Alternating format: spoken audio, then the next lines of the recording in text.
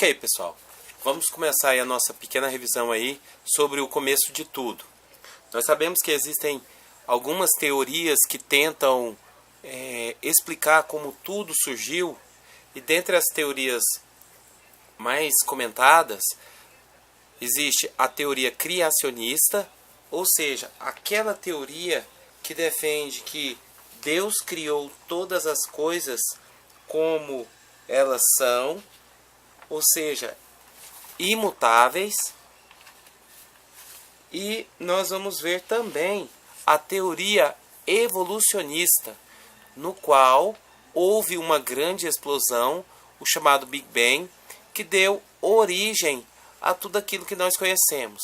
Esse Big Bang ele aconteceu há cerca de 18 bilhões de anos atrás, aproximadamente, a ciência estima isso, e através dessa grande explosão, tudo o que nós conhecemos hoje veio a existir.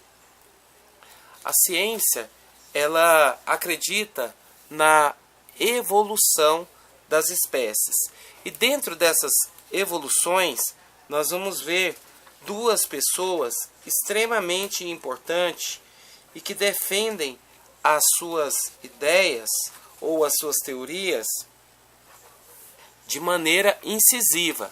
De um lado nós temos Charles Darwin e do outro lado nós temos também Lamarck. E olha só o que Lamarck ele diz. Olha só, segundo ele, uma grande alteração no meio ambiente provocaria em algumas espécies a necessidade de se modificarem. Essa necessidade levaria à formação de novos hábitos. Assim, Lamarck formulou as duas leis básicas de sua teoria evolutiva: a lei do uso e desuso e a lei dos caracteres adquiridos. Lamarck defendia que quando um animal, como é o caso da girafa, usa muito o pescoço para levantar a sua cabeça e pegar os galhos de uma árvore para se alimentar ali da vegetação, ele acredita que o uso constante desse pescoço que vai se esticando para pegar as galhas mais altas, ele acredita que com o passar do tempo esse animal ele vai adquirindo essa característica. É como se o pescoço fosse se alongando ao longo do tempo. E os descendentes deste animal, também com o longo passar dos anos, também vão adquirindo esse caractere. Ou seja, essa característica de ter o pescoço alongado devido os seus ancestrais terem utilizado muito o pescoço e desenvolveram então um pescoço avantajado. Isso devido ao uso constante. Já o Charles Darwin diz que o meio ele vai selecionar o indivíduo. Ou seja, nós podemos pegar o exemplo aí de dois ursos, né? O urso pardo e o urso branco. Nós podemos ver que o urso branco, que vive no Polo Norte, ele é um animal totalmente adaptado ao clima gélido. Essa coloração branca ela atua como isolante térmico, o qual possibilita a retenção do calor do corpo deste animal. Dessa maneira, ele não vai morrer de frio. É um animal um pouco maior do que o urso pardo, consome muita gordura, pega muitos animais, se alimenta de peixes, focas e etc. Pessoal, a gente vai ver também que dentro de tudo isso há uma pequena diferença entre aquilo que Lamarck diz e aquilo que Charles Darwin diz. Olha só, a diferença básica entre o lamarquismo, aquilo que Lamarck defende, e aquilo que o darwinismo, defende, é que para Lamarck o indivíduo muda para se adaptar Ou seja, no caso da girafa, ela teve que se adaptar porque o meio ambiente agora estava exigindo que ela viesse ter um pescoço mais avantajado. Então ela teve que se adaptar a essas alterações do ambiente. Já o Darwin, ele fala que o meio ambiente vai selecionar. Quando o meio ambiente seleciona, gente, significa que o meio ambiente vai escolher os mais hábitos e não os mais fortes, como muitos por aí acreditam, e sim os mais aptos, ou seja, aqueles que conseguem se adaptar a uma nova realidade daquele meio qual ele está inserido, ok? É o caso do urso. Por exemplo, o urso polar sobrevive porque ele teve que passar por essa adaptação para que ele fosse selecionado, né, e conseguisse viver nesse ambiente inóspito e gélido. Pessoal, as teorias evolucionistas, elas acreditam que uma espécie pode dar origem a outras espécies. Por exemplo, para a ciência, existe um ancestral comum dos macacos e também dos homens. Isso seria chamado de elo perdido. O elo perdido é nada mais, nada menos do que uma espécie de hominídeo que nunca foi encontrado para que a teoria possa ser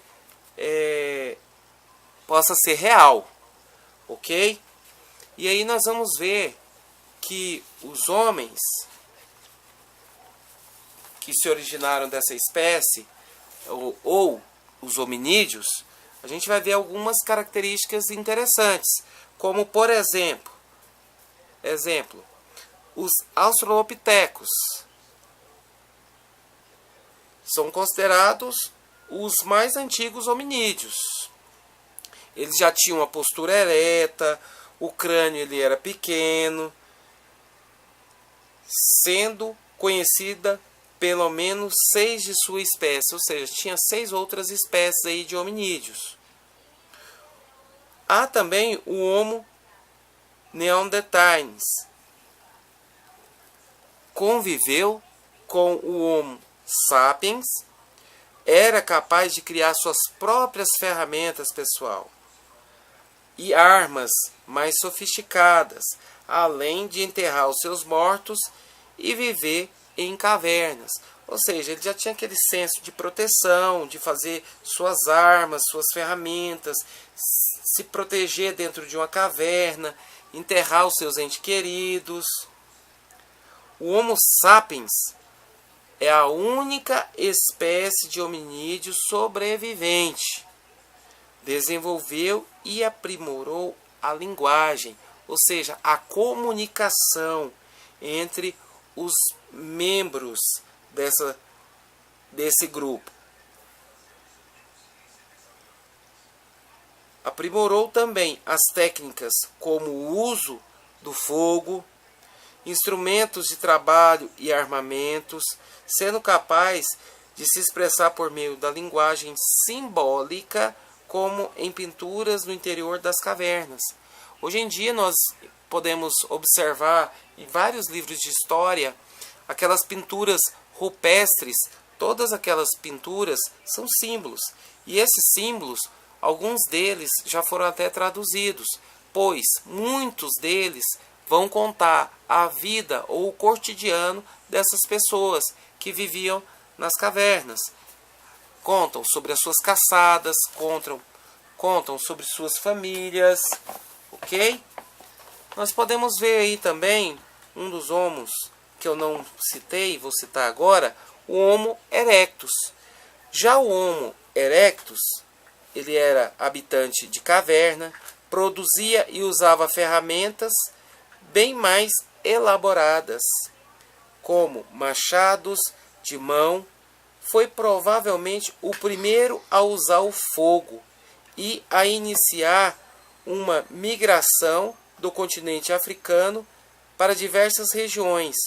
Sua alimentação era de vegetais, frutas, folhas, raízes e animais. Pessoal, esse grupo de hominídeos, a gente vai ver que eles tiveram uma importância muito grande, porque como eles começaram a migrar, a gente vai ver uma outra teoria que diz que os homens chegaram ao continente americano através do Estreito de Bering, num período de glaciação, tudo estava congelado, eles conseguiram chegar até o continente americano. Chegaram à América do Norte e começaram a migrar para a América Central até chegar na América do Sul. Isso é uma teoria. Há uma outra teoria também, aonde esses homens teriam vindo da Ásia em pequenas embarcações e chegaram até a América do Sul. Isso explicaria a semelhança dos nossos índios com os asiáticos, ok? Queria falar um pouquinho mais aí sobre esses Homo sapiens, que as primeiras obras de arte, tais como as pinturas, as gravuras em cavernas da Europa e da África, objetos de adorno, de ossos, surgiram nos últimos 30 mil anos aproximadamente. Os seus autores é nada mais, nada menos do que os Homo sapiens, extremamente habilidosos, ok? E eu queria encerrar por aí, tá? Espero que eu tenha ajudado muitos de vocês.